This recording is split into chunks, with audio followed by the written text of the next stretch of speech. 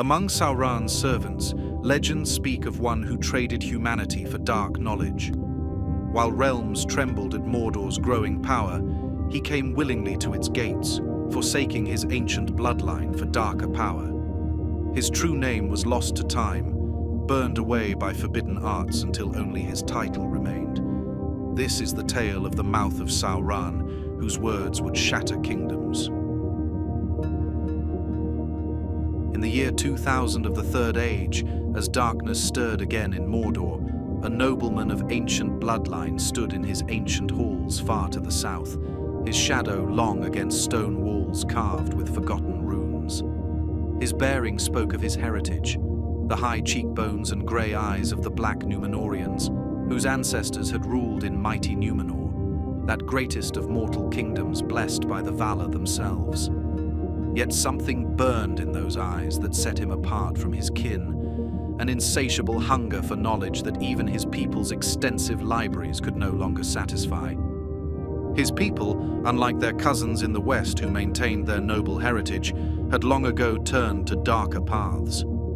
Generation after generation, the Black Númenóreans had delved into forbidden rituals and sought knowledge better left buried, extending their lives through increasingly horrific means.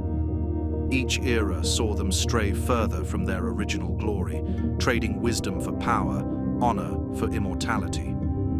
Yet even among these fallen nobles, he stood apart, his obsession with Sauron marking him as something different, something more ambitious. When the whispers came, carried on winds that smelled of ash and power, he listened. While others cowered from the growing shadow in the east, he recognized it as an opportunity.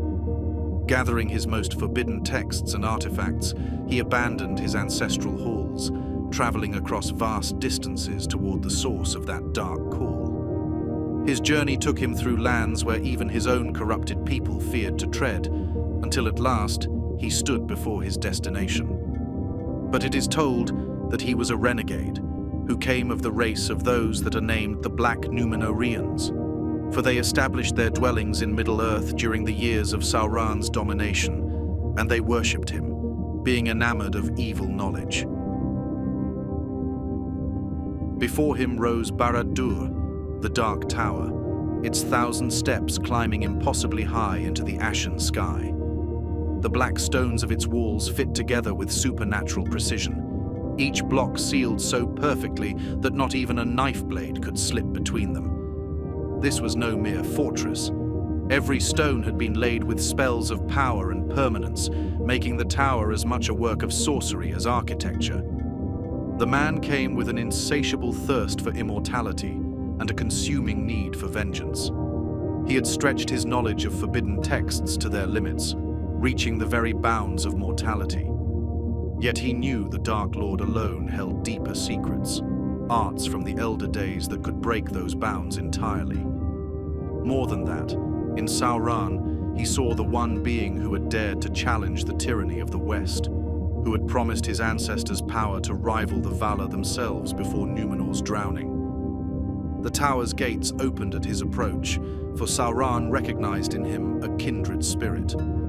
The Dark Lord's lieutenants, creatures of shadow and flame, guided him to the libraries of forbidden lore, where ancient texts from lost Númenor lay alongside scrolls taken from the ruins of Angband itself. Here, they said, he would serve as keeper of dark knowledge, curator of secrets that could unmake the world.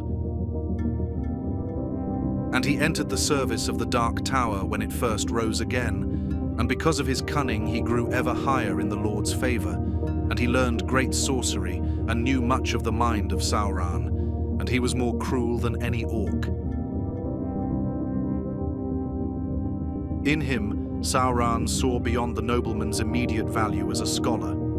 Here stood a perfect instrument, a Black Númenórean of pure lineage, one who still carried in his bearing the ancient majesty that Sauron had once used to seduce Númenor to its doom. The Dark Lord remembered well how he had walked those shining halls, whispering promises of immortality to proud kings until they raised the greatest armada ever seen, daring to march against the Valar themselves in their own realm of Valinor. This nobleman would be more than a keeper of dark lore. He would become a living reminder of what the West had lost, his very presence a mockery of their fallen glory. Every word he spoke, every gesture he made would carry the weight of that ancient nobility, twisted now to serve the Shadow's ends. Within Barad-dur's countless chambers, his transformation began as a gradual seduction into ever darker arts. The process started subtly, with the mastery of the harsh syllables of the black speech. Hours turned to days as he pored over scrolls of forbidden lore, learning arts that ordinary minds were never meant to comprehend. Each piece of dark knowledge came with its price, etched into body and soul. The first changes were hardly noticeable. His voice developed an edge that could cut like steel, while his eyes grew harder. His presence began to inspire unease in those around him. Even the orcs would fall silent when he passed through the tower's corridors. As he delved deeper into Sauron's teachings, he began to understand his master's grand design. How words could be weapons sharper than swords. How fear could conquer more surely than armies. Each new scroll revealed not just spells, but strategies that had toppled kingdoms.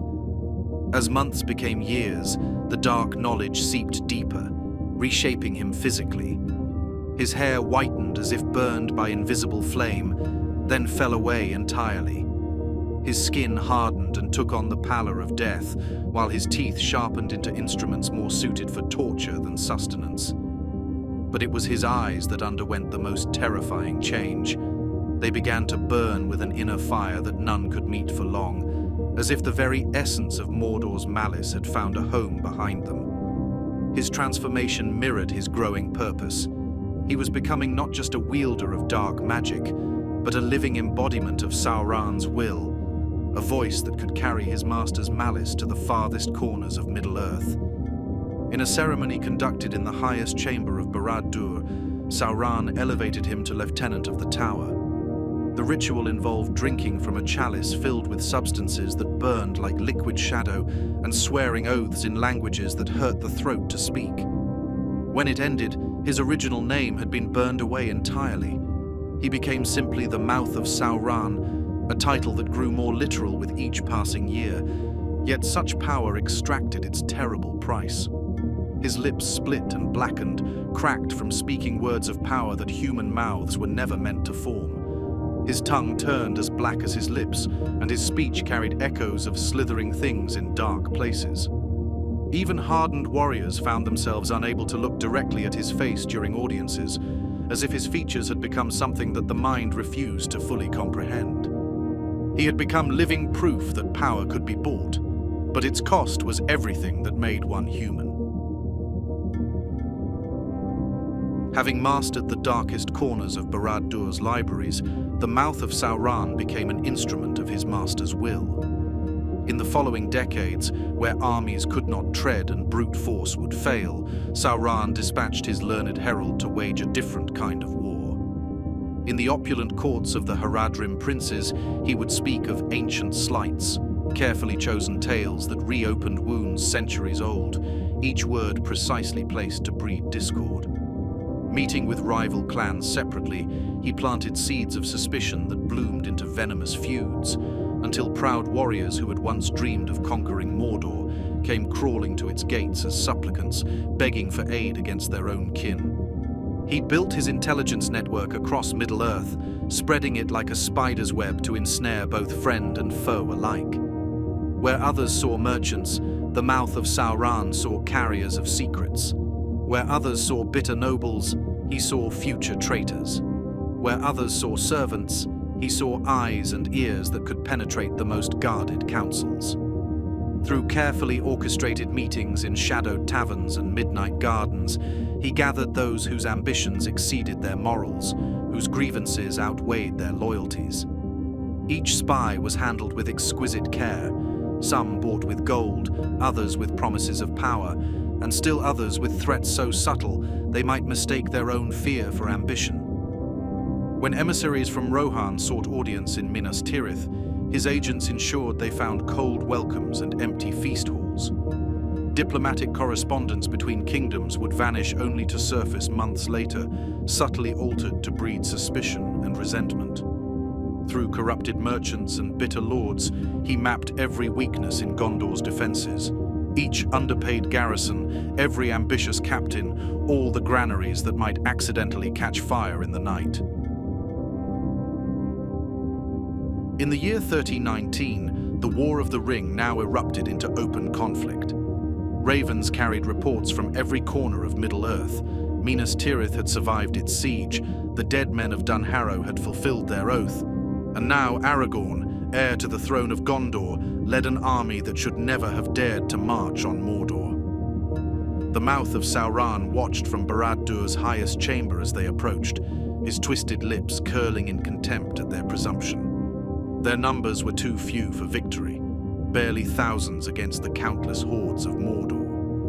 Yet something in their steady advance troubled him, an air of ancient nobility that his centuries of corruption had taught him to despise.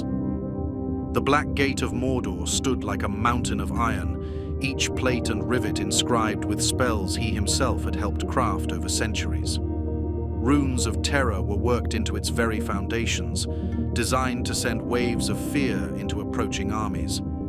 The ground before it was littered with the bones of those who had tried to breach it in ages past, now serving as grim warnings to any who would challenge Mordor's might. As the army of the West approached, he could feel the gate's magic pulse, reaching out to break their will. In the hours before the embassy, he prepared himself with ritual precision. Servants helped him don armor forged in the depths of Barad-dur, each piece inscribed with curses that would cloud the minds of those who looked upon him. His high helmet, crafted to resemble a twisted crown, was designed to mock the kingship of the West. The black robe he chose was his masterwork, woven with red symbols whose very shapes suggested doom and defeat. Even his horse was selected for psychological impact, a massive black stallion bred in Mordor's dark pastures, its eyes showing the same unnatural fire as its riders. When the gate opened, its ancient hinges screaming like tortured souls, he rode forth. As he approached the leaders of the West, he studied them with eyes that had watched kingdoms fall.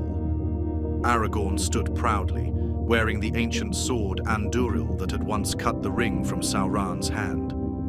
Beside him waited Gandalf the White, whose power had grown beyond what their intelligence had suggested. Prince Imrahil of Dol Amroth, Éomer of Rohan, and others of noble blood. Each face he committed to memory, imagining how they would look in defeat. The mouth of Sauron approached with exaggerated courtesy, immediately launching into mockery of the assembled leaders. His voice dripped with centuries of diplomatic manipulation as he questioned their purpose and belittled their presence before the Black Gate. His gestures were choreographed to draw attention to the vastness of Mordor's armies gathered behind the gate, countless orcs, trolls, and evil men stretching to the horizon. Now, halting a few paces before the captains of the West, he looked them up and down and laughed. "Is there anyone in this rout with authority to treat with me?" he asked. "Or indeed with wit to understand me? Not thou, at least," he mocked, turning to Aragorn with scorn. "It needs more to make a king than a piece of elvish glass, or a rabble such as this." Then the mouth of Sauron drew forth his token to shatter their last remnants of hope. The mithril coat glinted in his raised hand, its bright rings catching the dim light, drawing sharp intakes of breath from several captains who recognized the legendary armor that had once protected the halfling.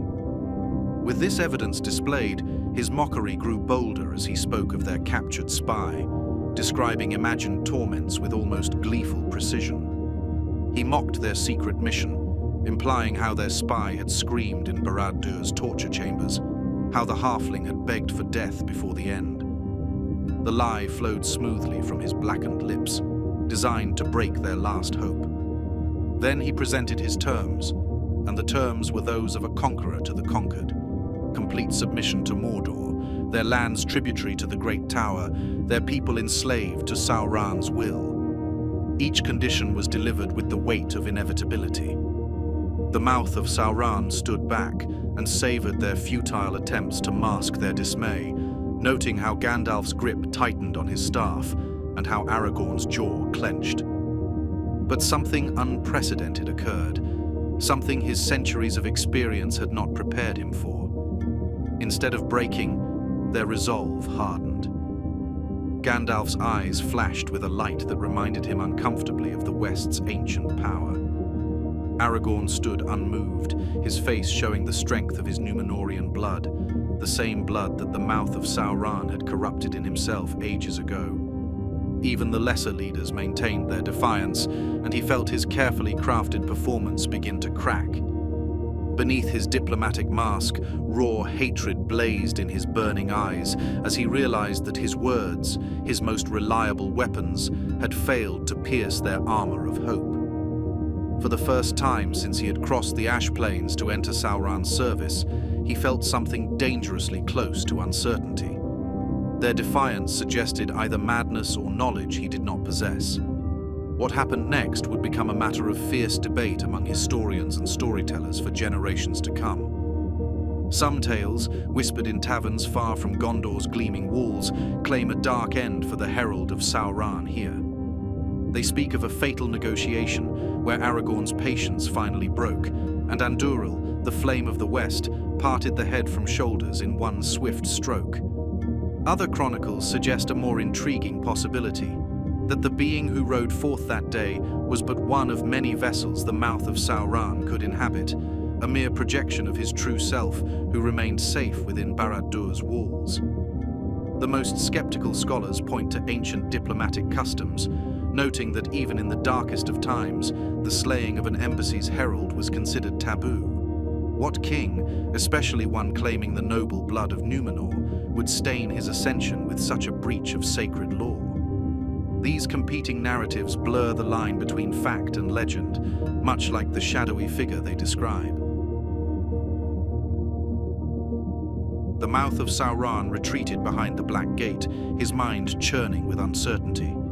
These warriors of the West, they should have broken, should have crumbled before his words as countless others had before. Instead, their defiance suggested a purpose he couldn't fathom. From his position atop the ridge, he surveyed Mordor's overwhelming might.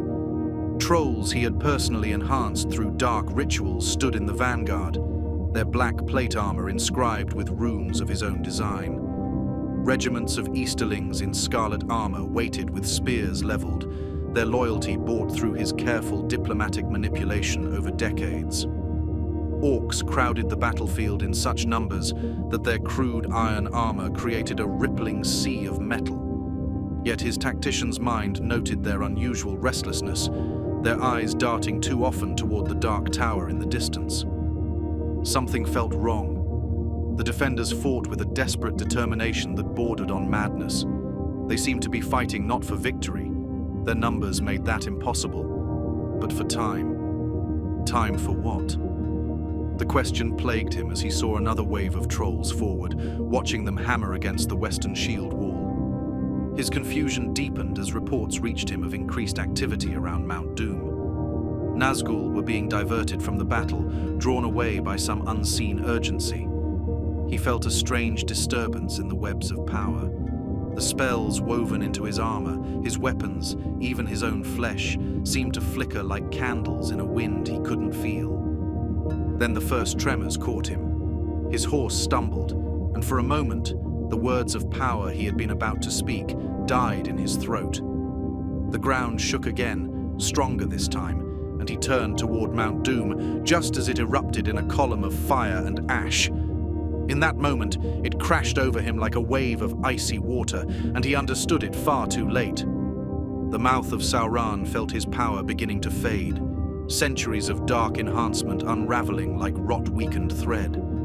Spells he had carved into his very being started to crack and fail. The runes on his armor, each one carefully crafted over decades of study, began to fade and disappear. His voice, which had commanded treacheries and broken the will of kings in courts, grew weak and human once more. Barad-dur, his home and seat of power for age upon age, began to crack. He watched in horror as the tower that had stood for thousands of years started to collapse. Each falling stone released bursts of dark energy as ancient spells unraveled, spells he had helped maintain, whose intricate workings he had studied and enhanced over centuries. Knowledge gathered over lifetimes began to slip from his mind like water through cupped hands. His burning eyes that had terrified so many began to dim. He could feel himself aging, centuries of suspended time crashing back into his flesh all at once. His extensions of life, bought with such terrible prices in Barad-dur's dark chambers, were coming due with interest.